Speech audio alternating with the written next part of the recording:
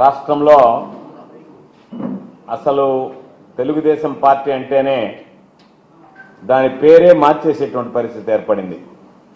తెలుగు దొంగల party, Telugu drugs party, రకరకాలైనటువంటి పేర్లు ఈరోజు ఆ పేర్లని వాళ్ళు ఆపాదించుకునేటువంటి పరిస్థితి ఏర్పడింది. అంటే మాకు తెలుగుదేశం పార్టీ అంటే రామారావు గారు పెట్టింది, చంద్రబాబు నాయుడు లోకేష్ వచ్చిన తర్వాత అది తెలుగు దొంగల పార్టీ, తెలుగు డ్రగ్స్ పార్టీగా మారిపోయింది అని చెప్పారు.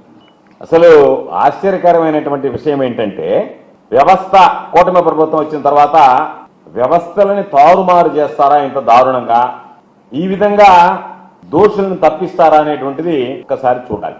తెలుగుదేశం పార్టీకి సంబంధించి కూటమికి సంబంధించినటువంటి అనేక మంది వ్యక్తులు అహంకారంతో మేము ఏమైనా చేయగలం, మాకు ఎవరు ఎదురులేరు, మేము ఏమి చేసినా ప్రభుత్వం మాకు అండదండలు అందిస్తుంది, నేరాలు చేసినా ఘోరాలు చేసినా మేము ఎటువంటి అసాంఘిక కార్యకలాపాలకు పాల్పడ్డా ఈ ప్రభుత్వం మమ్మల్ని కాస్తుంది, ఈ ప్రభుత్వం మమ్మల్ని రక్షిస్తుంది, కాబట్టి ఈ ప్రభుత్వంలో ఏమి చేసినా పర్వాలేదు అని చెప్పి అవినీతి అక్రమాలు కాకుండా కొవ్వు పట్టి ఈరోజు ఈ సమాజంలో అనైతిక కార్యక్రమాలు, అసాంఘిక కార్యక్రమాలు జరుగుతుంటే దానికి పోలీసులు వంతపాడి వాళ్ళని తప్పించి వేయడం అనేటువంటిది ఇది అత్యంత దౌర్భాగ్యమైనటువంటి విషయం. అందుకనే ఇటీవల నెల్లూరులో తెలుగుదేశం పార్టీకి సంబంధించి చాలా మంది చూసుంటారు పాపం, రైతుల ఉద్ధరణ కోసం ఎప్పుడూ పచ్చకండువా ధరించి, ఆకుపచ్చ కండువా, పసుపచ్చ కండువా కాదు, ఆకుపచ్చ కండువా ధరించి నేను రైతు నాయకుడిని అని చెప్పి ఆయన చెప్పడమే కాకుండా ఆయన పక్కన ఉన్నటువంటి ఆయన నాయకుడు సోమిరెడ్డి గారు చాలా సార్లు పాపం ఆయన రైతు నాయకుడు అన్నాడు. బహుశా ఆయన చూసి ఆ ఇన్స్పిరేషన్ తోనే, ఆ ప్రేరణతోనే ఈ మధ్య ఆయన కూడా పచ్చకండు వేసి సుబ్బయ్య క్యారెక్టర్ కూడా చేయడం జరిగింది. బహుశా నేను అనుకుంటున్నా సుబ్బయ్య క్యారెక్టర్ కు ప్రేరణ రాధాకృష్ణ నాయుడు, రాధాకృష్ణ నాయుడు అలవాట్లకు ప్రేరణ సోమిరెడ్డి అయి ఉండాలి. దానివల్ల వాళ్ళిద్దరూ ఇచ్చిపుచ్చుకునేటువంటి ధోరణిలో ఈయన పద్ధతులు ఆయన కాపీ కొట్టడం, ఆయన పద్ధతులు ఈయన కాపీ కొడుతున్నటువంటి నేపథ్యంలో ఈ మధ్య పాపం ఆకుపచ్చ కండువా పక్కన పారేసి ఆయన రాసలీలలో పాల్గొన్నారు. ఒక్కసారి ఆయన ఏ విధంగా అడ్డంగా నెల్లూరులో పోలీసులు చేసినటువంటి లాడ్జీల మీద చేసినటువంటి రైడ్లో, సాక్షాత్తు ఐపీఎస్ అధికారి అయినటువంటి డిఎస్పీ గారు చేసినటువంటి రైడ్లో ఆయన ఏ విధంగా పట్టుబడ్డాడనేటువంటిది, అక్కడ పోలీస్ స్టేషన్లో ఆయన ఏ విధంగా పట్టుబడ్డాడు, డిఎస్పీ ఆఫీస్కి ఏ విధంగా తీసుకొచ్చారు, డిఎస్పీ ఆఫీసులో ఆయనకి ఏ విధంగా కౌన్సిలింగ్ ఇచ్చారనేటువంటిది మీకు కళ్ళకు కట్టినట్టుగా ఒక్కసారి నేను చూపించేటువంటి ప్రయత్నం చేస్తాను. అక్కడ ఉన్నటువంటి సిఐ ఒక నోట్ ఇచ్చాడు. ఇది చిట్టెం కోటేశ్వరరావు ఇచ్చినటువంటి నోట్, నేరుగా ఆయనే పెట్టాడు పోస్ట్. అక్కడ ఉన్నటువంటి సిఐ ఆయన పేరుతోనే, చిన్న బజార్ సిఐ చిట్టెం కోటేశ్వరరావు వెరిఫై చేసింది వాస్తవమే. నెల్లూరు నగరంలోని సాయి గ్రాండ్ వద్ద ఈరోజు తనిఖీలు నిర్వహించిన సమయంలో తెలుగుదేశం పార్టీ నేత రావూరు రాధాకృష్ణనాయుడు అక్కడ సమీపంలో ఉండడంతో, అక్కడ లేడు లోపల, సమీపంలో ఉండడంతో అక్కడికి వచ్చిన కారణాన్ని అడిగి తెలుసుకున్నామని ప్రశ్నించామన్నారు.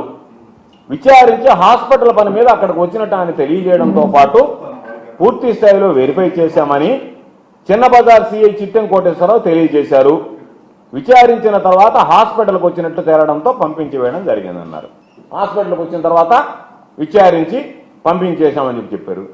మరి మీరు ఒక వ్యక్తి హాస్పిటల్కి వస్తే, రాధాకృష్ణ నాయుడు లాంటి వ్యక్తి హాస్పిటల్కి వస్తే మీరు రమ్మంటే పోలీస్ స్టేషన్కి వస్తాడా?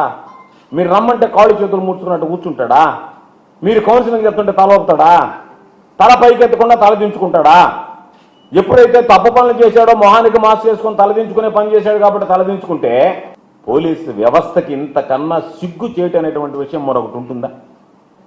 ఈరోజు మీరు ఈ విషయం చూస్తే పోలీసులు మాత్రమే చూశారు, మీడియా చూడలే.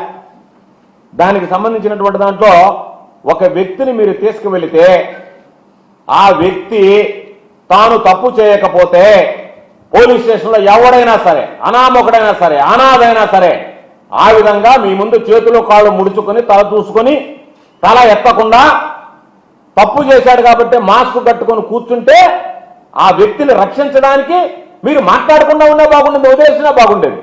ఎంత దారుణమైనటువంటి అబద్ధాలు మాట్లాడారనేటువంటి దానికి ఇది సమాధానం కాదా? పోలీసులంటే మీరు ప్రజలకు సమాధానం చెప్పాల్సినటువంటి అవసరం లేదా? ప్రజలకు మీకు బాధ్యత లేదా? ఈ సమాజం పట్ల శాంతి భద్రతను కాపాడాల్సినటువంటి అవసరం ఉంటే వాటిని అన్నింటిని విస్మరించి ఎవరన్నా పాపం ఆ మహిళను కూడా అడిగాం, కోవూరుకు సంబంధించినటువంటి మహిళ.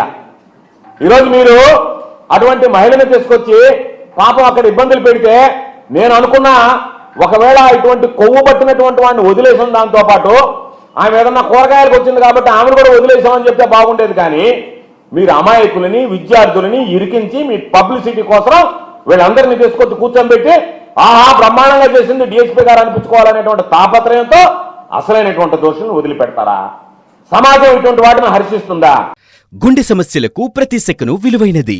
గుండెపోటుకు కేవలం 30 నిమిషాల్లో అత్యాధునిక చికిత్స. ప్రముఖ కార్డియాలజిస్ట్ డాక్టర్ నాగేంద్ర కులారి గారి ఆధ్వర్యంలో 24/7 అత్యాధునిక ఎమర్జెన్సీ హార్ట్ కేర్ వైద్య సేవలు. Advanced cath lab, ICU care unit. NL hospitals Nellore. For emergencies call 9966801108 0861 2328899. NL hospitals.